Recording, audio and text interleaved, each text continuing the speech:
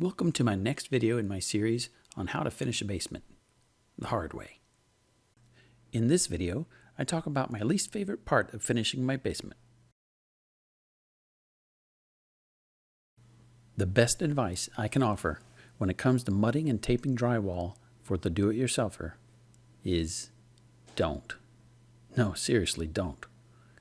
But if you're like me and you really can't afford to pay a professional, then I recommend you watch a lot of YouTube videos before you begin, especially Vancouver Carpenter. I won't attempt to compete with his knowledge, but I can offer you my perspective and some tips as a novice.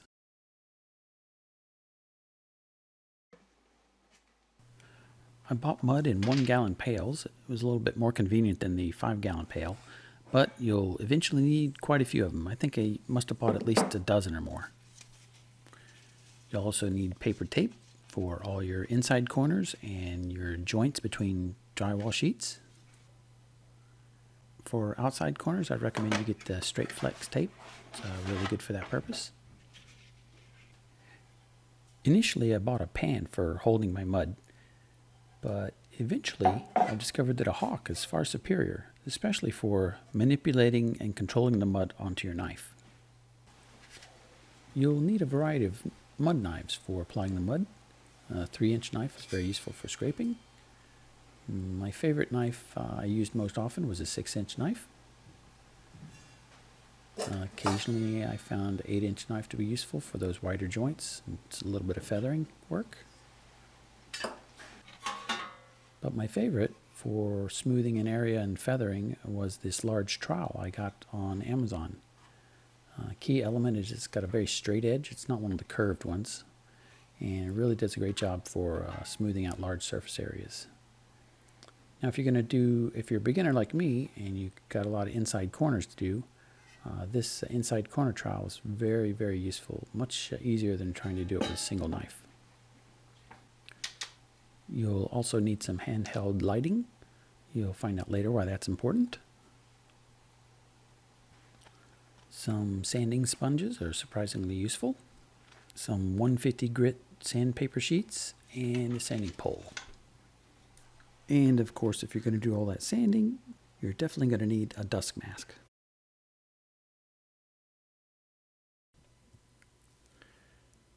The first step is to embed tape in all the drywall joints. I like to use paper tape for all my inside corners. I also use paper tape for all my butt joints.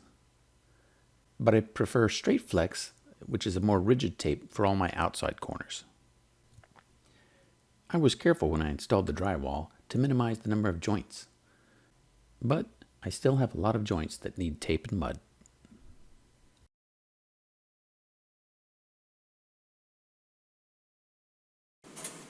Apply mud to the joint.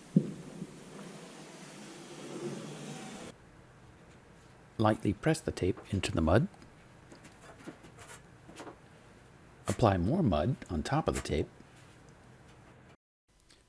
Run your knife to wipe excess mud, but be sure to leave a thin layer of mud behind the tape. If you squeeze all the mud from behind the tape, it won't bond to the drywall, and you'll get a bubble of air behind the tape when it dries. Tape bubbles are a pain to fix, and it's best to avoid them. After the tape and mud have dried overnight, you can apply the first coat of mud to the joints. The trick is to apply too much mud to the wall. Then you feather both edges by applying heavy pressure on one side of the knife. And lastly, take a final light pass over the middle to flatten and smooth it. It's important to avoid fiddling with the mud and trying to make it look perfect, because after the mud dries, sanding will fix the imperfections. I had to repeat this coating and feathering process a couple more times in order to get a smooth surface. Pros, however, have the skill to achieve a smooth surface with fewer passes.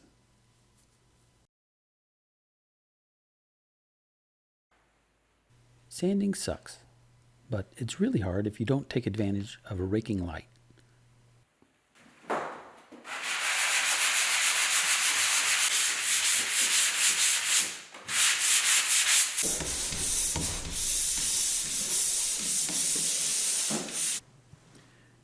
Did I mention that sanding sucks?